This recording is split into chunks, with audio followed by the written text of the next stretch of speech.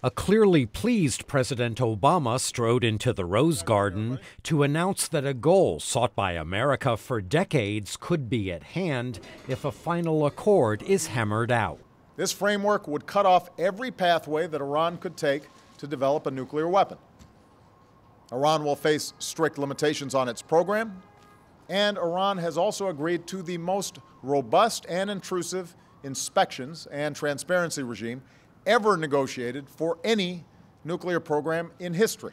Mr. Obama detailed restrictions on the atomic materials Iran will be able to retain and the locations where they can be held. He repeatedly stressed that the accord will be based on verification, not trust. If Iran cheats, the world will know it. If we see something suspicious, we will inspect it. Iran's past efforts to weaponize its program will be addressed. With this deal, Iran will face more inspections than any other country in the world. Recent polls showed Americans open to a negotiated settlement of the nuclear standoff with Iran. Not so all U.S. lawmakers. Last month, 47 Republican senators sent an open letter to Iran promising a de facto congressional veto of any deal reached.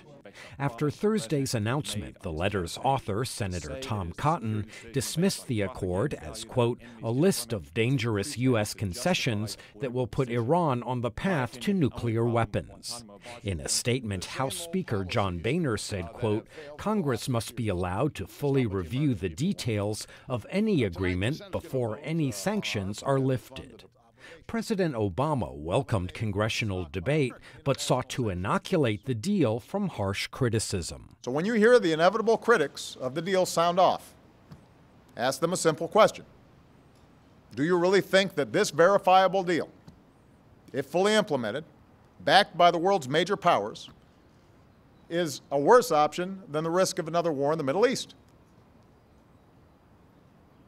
Is it worse than doing what we've done for almost 2 decades with Iran moving forward with its nuclear program and without robust inspections? If legislators needed a proof of concept that a stringent deal that restricts Iran's nuclear program is reachable, they should have that evidence in today's deal. Nuclear expert James Acton had been a skeptic of the negotiations and seems pleasantly surprised by the outcome. I'm not going to predict what legislators will do. We all recognize that legislators are often motivated by political considerations rather than by the text of the agreement. But again, all I can tell you is that if they judge this agreement on its merits, this agreement deserves their support. The president stressed that the accord will not erase decades of mistrust between Washington and Tehran. But at a time of galloping conflicts from Ukraine to Syria to Yemen that have repeatedly put the administration's foreign policy to the test, Mr. Obama, a Nobel Peace Laureate, is within striking distance of a historic accord that, if completed and successful, could cement his legacy on the world stage.